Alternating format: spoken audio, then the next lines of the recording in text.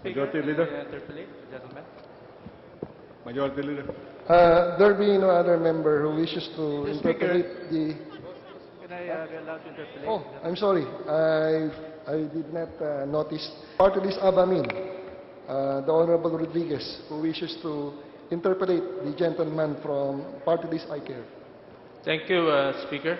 Would the gentleman from ICARE accommodate some interpolations in this subject? It is an honor, Mr. Speaker, to be asked questions with regard the subject matter at hand. Please proceed. Please proceed. Thank you, Mr. Speaker. Are you aware that today, brownouts in Mindanao are ongoing?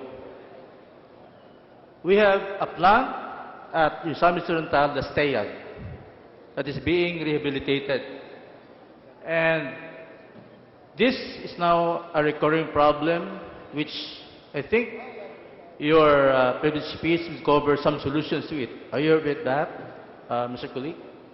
Yes, almost always, not just the so-called coal-fired power plant based in Villanueva, Misamis Oriental, but other power plants are undergoing rehab or repair.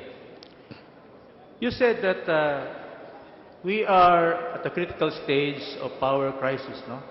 Because the depletion of power to the tune of 200 megawatts is always a problem. It's always present. Is that correct, Mr. Colleague? I believe so, Mr. Speaker. This is almost always an average shortage of power as reported. And this system, which you say, which has to be studied thoroughly, and you said it has to be deferred for implementation. Is this one of the solutions to the problem which the DOE is proposing? I mean, the Department of Energy is proposing. This system now you assigned to Yeah, cite now in your privilege speech. Yes, Mr. Speaker, that's the concern of this humble representation. While I don't oppose any solution and even commend government agencies, particularly DOE, PEMC, and even ERC, to implement measures that will resolve the power crisis. But as mentioned in my privileged speech, there's a need to further evaluate, study whether or not the IMM is really the solution. But then this is a long-range solution which the DOE is trying to implement, and which would cause so much high increase of electricity rates. Is that correct?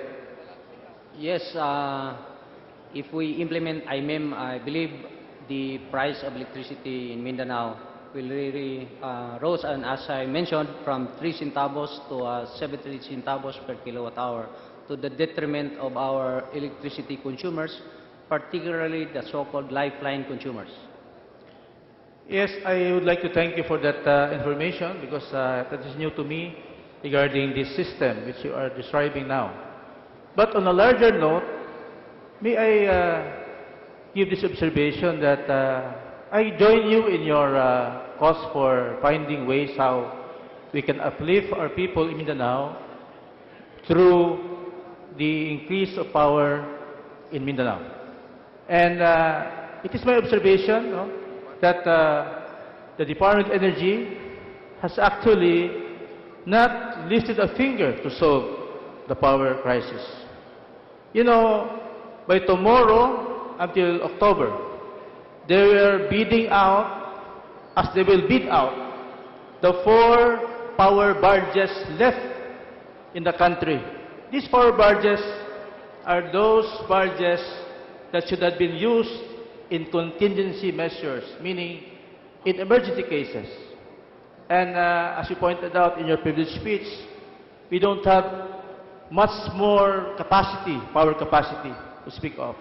Are you aware that there are 4 barges that are being bidded out by the PISAM, by the Department of Energy, by this month until October and this will be lost out from our reach in Mindanao. Yes, I'm aware that there are 4 power barges stationed in the Visayas that are that can be made available for Mindanao in order to augment the shortage of power in that particular place. Don't you think that the bidding should be stopped and the barges should be deployed immediately for Mindanao to address the power shortage caused by the rehabilitation of the 200 megawatt power plant in Misamis Oriental? If that will help augment the lack of power in Mindanao, and if the said power barges shall be transferred to Mindanao, and to ensure that the power cost will not be increased because of that augmentation of power through those 4 power barges, then I believe and I agree that the bidding for the said power barges should be deferred in the meantime that there's problem in the islands of Mindanao. Thank you. However, the bidding will push through, my dear colleague and my friends here in Congress, and we urge the Department of Energy that in case bidding should be had, these barges should be deployed to Mindanao. I did some research on the bidding process. They're bidding for power barges. Each power barge has a capacity of producing 32 megawatts. With 4 barges, I think we have a little capacity more than what we have now, so that we can alleviate the sufferings caused by our people in the brownouts. Will you think that our government, the Department of Energy, should be able to focus on the deployment, use whatever funds they have in order to deploy our barges to uplift our people in Mindanao? Mr. Speaker, yes, I believe, I agree that the government has the capability to assign those power barges to Mindanao. However, I have reservations as to the capacity of those power barges, whether or not they are in good conditions. If government will be spending so much and government will recover the cost of the repair or rehab of those power barges, that will cause the increase of power price, then maybe that should not also be pushed through. But you know, Mr. Colleague, my dear colleague, precisely the barges are to be deployed in order to stay off whatever increase of prices caused by other ancillary charges brought about by other sources of electricity.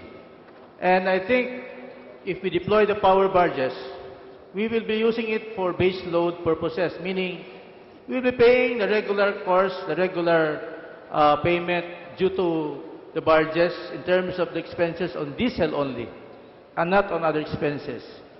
And I think we have such funds to use in order to deploy the barges. For instance, the President, gentleman, is aware of this executive order where the electric cooperatives are enticed to get loans from the National Electrification Administration and use these loans to rent generator sets and to augment the power deficiency in their areas. Are you aware of that? Yes, my colleague? dear colleague, Mr. Speaker, I'm aware that the electric cooperatives are encouraged to avail the said loans to purchase gensets in order to address the shortage of power, particularly in Mindanao. Are you also aware that these gensets are preferably to be rented only out from the funds of NEA, National Electrification Administration? The gensets have to be rented only to the tune of 1.4 million per megawatt. And that does not include the diesel requirement to run these gensets. And so, would you agree with me that in this kind of procurement where you only rent modular gensets and the rental fee is not much, 1.4 million per megawatt, would you say that this is just too much for our people in Mindanao to absorb? Yes, Mr. Speaker, inasmuch as I've said a while ago that should the power budgets be relocated to Mindanao without necessary government to recover the cost of whatever rehab or repair of the said power barges, then I am also aware that should the purchase of gensets to be installed with higher cost, that would again, although it is perceived that it will somehow augment the shortage of power, but the concern again is the cost of power.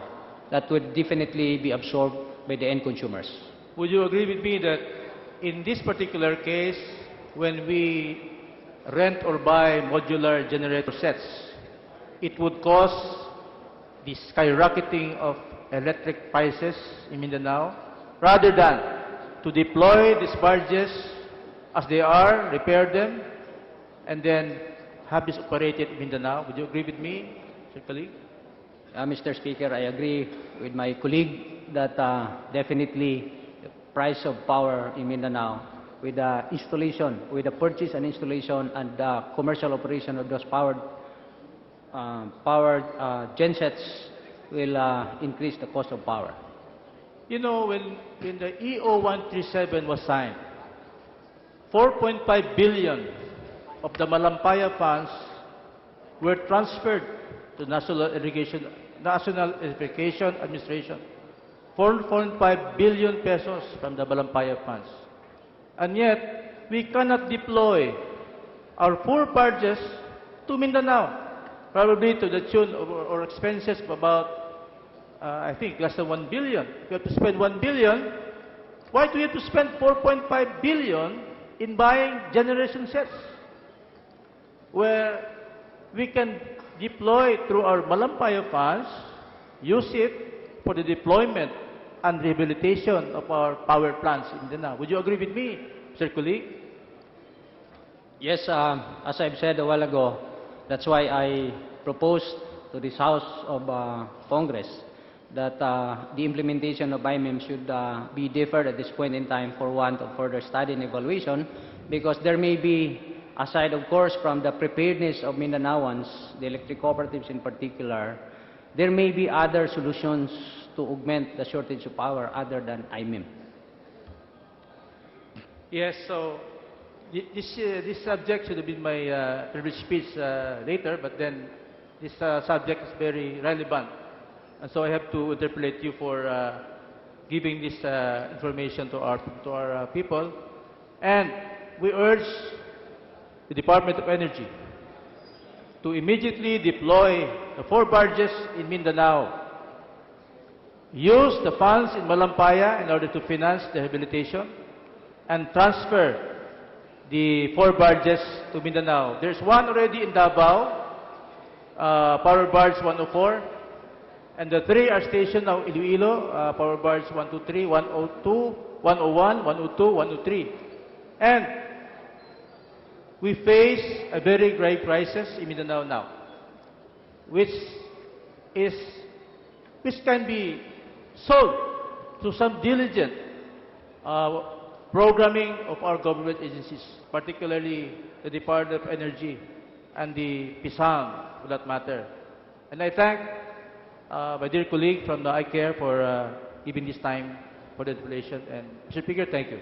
Thank you too, Mr. Speaker, my dear colleague. Majority Leader. I move that we refer the speech of the Honorable Masongsong together with its interpellations to the Committee on Rules. I so move, Mr. Speaker. Any objection? There being none, the speech of the gentleman from party list ICARE, including the interpellations, be referred to the Committee on Rules. Second.